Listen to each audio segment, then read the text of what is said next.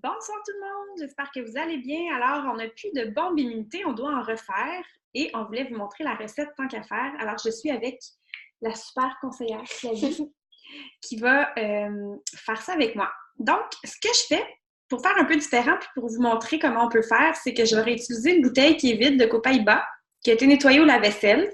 J'aurais pu enlever l'étiquette, mais vous allez voir, je vais mettre aussi du Copaiba dedans, donc je la garde, puis je sauve du temps. Mais ceux qui veulent vraiment une apparence parfaite, enlevez-la, utilisez votre huile essentielle de citron pour décoller le collant. Et j'ai acheté des embouts à roll-on pour les bouteilles. Comme ça, je peux faire un roll-on à partir d'une bouteille que je recycle. Donc, on donne une deuxième vie en même temps.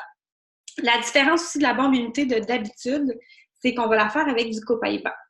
Et là, c'est une recette de 15 ml. Alors, parce que c'est une bouteille de 15 ml, ça ne sera pas la même recette que pour le 10 ml. Alors, Flavie, on va aller mettre 6 gouttes de citron. OK.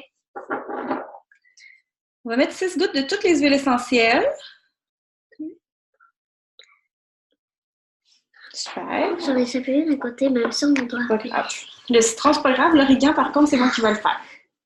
Après ça, on va mettre de l'encens. 6 gouttes aussi. Vas-y, ma chérie. OK.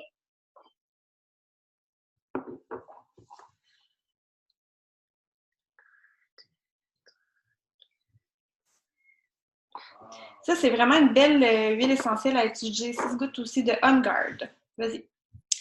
Dans le fond, c'est vraiment une belle synergie pour, tu sais, si vous côtoyez des microbes ou des choses comme ça. Si tantôt j'achumais, j'avais comme un petit sentiment de froid, c'est sûr que je m'en vais chercher mon rouleau de bombe immunité. C'est pour ça d'ailleurs que j'en fais en ce moment. Parce que j'ai eu un petit éternuement, puis je voulais me défendre. Contre les microbes. Exactement. À hydrater maintenant. 6 gouttes.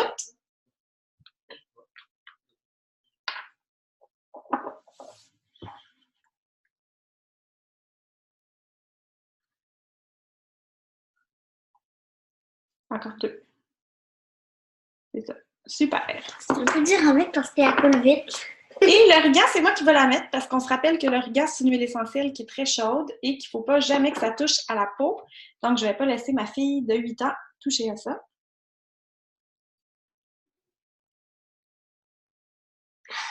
Ça ne veut pas couler. Comment tu l'utilises, toi? Où est-ce que tu la mets, la bombe immunité, d'habitude? Ben, d'habitude, je mets où que... Je sais pas comment expliquer. Ben, les endroits sur ton corps où tu la mets pour te protéger. Des fois, je la mets dans le dos. On roule dans le dos. Ou dans le dos? Sur la colonne vertébrale. Ouais. Super. Exactement. Puis où d'autre? Puis où d'autre? En dessous des pieds, puis on met les bas. Moi, c'est l'endroit que je préfère. Pas moi. T'as mis le long de la colonne. Oui, parce que ça fait plus loin. Alors, j'ai mis le Copaiba que j'ai rajouté parce que le Copaiba, à mon avis, devrait faire partie de votre pharmacie naturelle des essentiels de base. C'est vraiment une belle huile essentielle qui va, entre autres, aider pour la défense immunitaire. Et beaucoup, beaucoup d'autres choses. Vous pourrez aller lire sur Boréal Essence. J'ai fait un article là-dessus. Rendu là, on complète avec notre huile de coco fractionnée et c'est prêt. On en met le long de la colonne ou sous les pieds.